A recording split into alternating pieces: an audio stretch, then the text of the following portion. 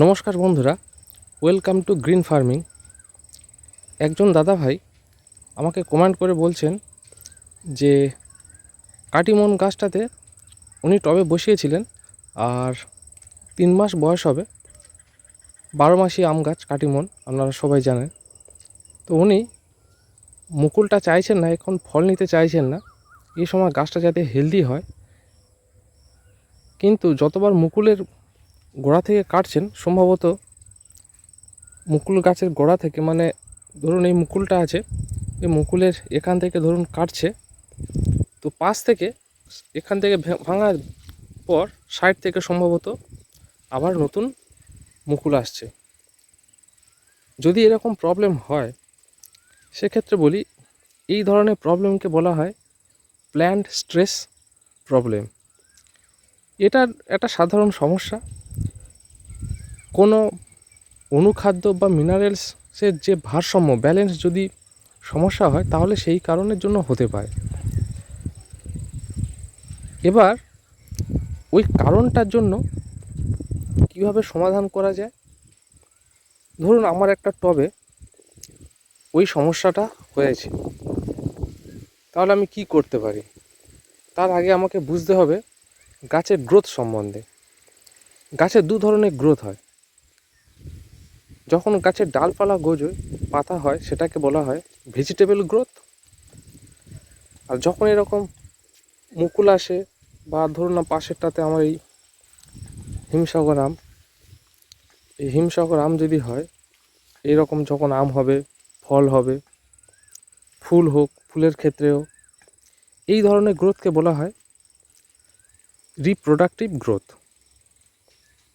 এই productive growth আর vegetable growth, উদ্ভিদের দু রকমের গ্রোথ হয়। যেহেতু বারবার মুকুল কাটা সত্ত্বেও, মানে আমি ব্রাঞ্চটাকে এখান থেকে ভেঙে দিলাম, এখান থেকে ভেঙে দিয়েছি, পাশ থেকে আবার মুকুল আসছে, তখন সেক্ষেত্রে দুটো সমস্যা দুভাবে সমাধান করতে হবে। প্রথমত হলো, গোড়ায় যে খাদ্যটা আছে বা বাইরে থেকে যে যদি স্প্রে আমি করে ফেলি, বেশি পরিমাণ ফসফরাস জাতীয় যদি বেশি চলে আসে, তাহলে কিন্তু রিপ্রোডাক্টিভ গ্রোথটা প্ল্যান্টের বেশি হয়, উদ্ভিদদের।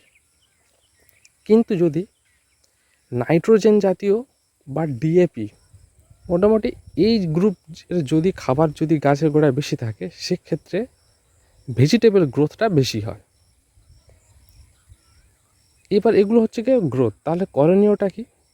কিভাবে আমি যে এখান থেকে যে মুকুলটা কাটার পর সাইড থেকে যে গ্রোথগুলো হয়, যেমন আমি এখানে ভেঙে দিয়েছিলাম, তারপর অনেকগুলো ব্রাঞ্চ বেরিয়েছে, 1 2 3 4 গাছের এই রকম যে টেকনিকে অনেকগুলো ব্রাঞ্চ বার করা হয়, এটাকে বলা হয়, এই টেকনিকটাকে বলা হয় প্রুনিং করা টেকনিক।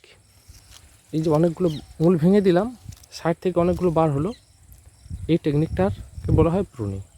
এবারে ধরুন আমি এখান থেকে ভেঙে দিয়েছি, এখানে এই পাতাটা না এসে যদি বা মুকুল আসতো, সেক্ষেত্রে কী করতাম সেটা আমি দেখাবো।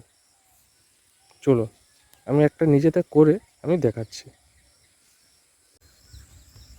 চলুন কীভাবে প্রুনিংটা করব আমি একটু দেখাই।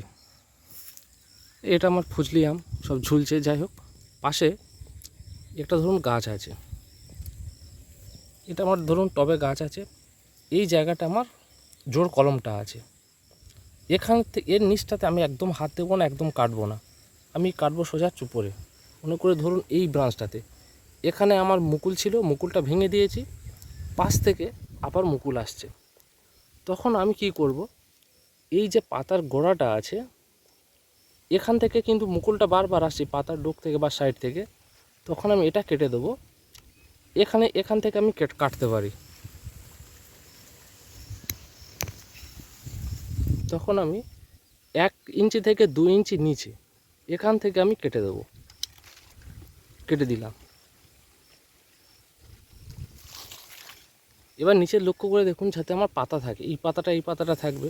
যদি এরকম কন্ডিশান না থাকে, যদি বা স্ট্রেট কন্ডিশান থাকে, ধরুন দুটো পাতা ছিল না, সেক্ষেত্রে আমি তখন নিচের পাতাটা দেখব যে এই পাতাটা আছে কিনা। এই পাতা এখান থেকে কিন্তু কোনো ডালপালা কিছুই আসবে না, আসবে পাতা আর কাণ্ডের মাঝখান দিয়ে।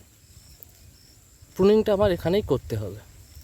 আর অবশ্যই কলমের উপরের অংশ, এইটা আমার কলম আছে, এখানে আমি কিছু করব না, অন্তত মিনিমাম একটা পাতা রেখে, একটা স্টেপ রেখে তার উপরে আমি কাটবো।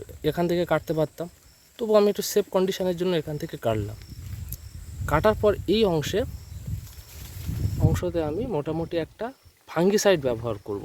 যে কোনো একটা ফাঙ্গিসাইড ব্যবহার করে দেবেন, কোনো অসুবিধা নেই। যদি না থাকেন অসুবিধা নেই, একটু ধুয়ে দেবেন। দেওয়ার পর এই ওষুধটা ব্যবহার করতে হবে। এটা একটা মিরাকুলান পিজিআর, এটা প্ল্যান্ট গ্রোথ রেগুলেটর। 10 ফোঁটা, জাস্ট 10 ফোঁটা, 1 লিটার বা 750 যে বোতল আছে, সেই বোতলে 10 ফোঁটা এরকম ছিপির মধ্যে গুনে গুনে 10 ফোঁটা নেবে। নিয়ে 750 বোতল আছে, এই যে 750 বোতল আছে, এই বোতলটাতে 10 ফোঁটা নেবেন। এই মিরাকুলানটা, এটা 10 ফোঁটা, এই যে ক্যাপ আছে বাচ্চাদের ক্যাপ, এখানে ফেলবেন সেফটি হিসাবে। ফেলে ওটা এর মধ্যে ঢেলে দেবেন, এই বোতলের মধ্যে ঢেলে দিয়ে তারপর স্প্রে করে দেবেন পুরো যেটাতে প্রুনিং করলেন। এই যে প্রুনিং গাছটা আছে, এই গাছটাতে আমি স্প্রে করে দেব।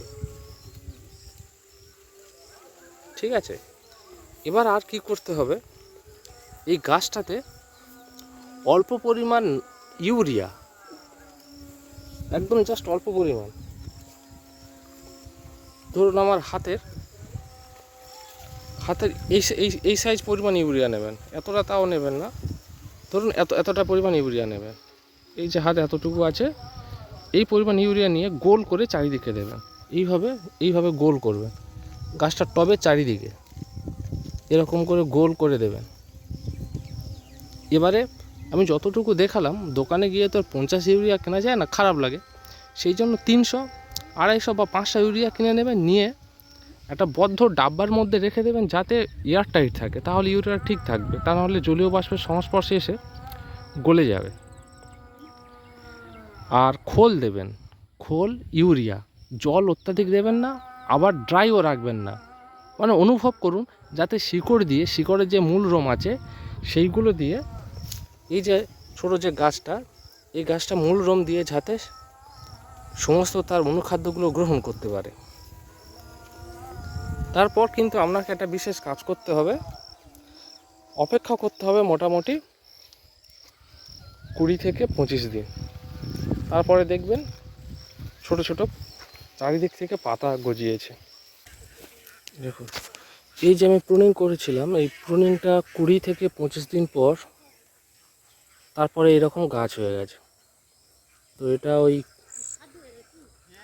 এটা প্লাস ওই পিজিআর ব্যবহার করেছিলাম, তবে কিন্তু এরকম গাছটা হবে, এইভাবে ব্রাঞ্চ আসবে। আমার এই সামান্য ছোট্ট অভিজ্ঞতা আপনাকে শেয়ার করলাম। আপনার উপকারে লাগলে আমি ভীষণ খুশি হব। তবে আপনাকে আরেকটা বিষয় বলবো, টবের থেকে যেগুলো যে 50 লিটার বা 700 লিটারের যে জলের ড্রাম আছে, ওই ড্রামের যদি মাঝখান দিয়ে কাটা হয়, তো দুটো অংশ বড় বড় ভাগে ভাগ হয় আর কি।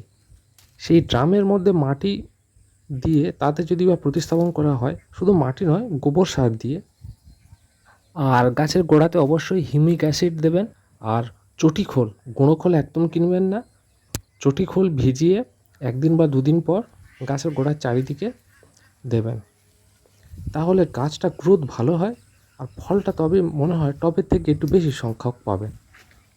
কারণ গাছ যত ভালো হবে, বড় হবে, যত ডালপালার সংখ্যা বেশি হবে, ফলের সংখ্যা তত বেশি, আর ইমিউনিটি পাওয়ার গাছেরও তত গ্রোথ বেশি আসবে।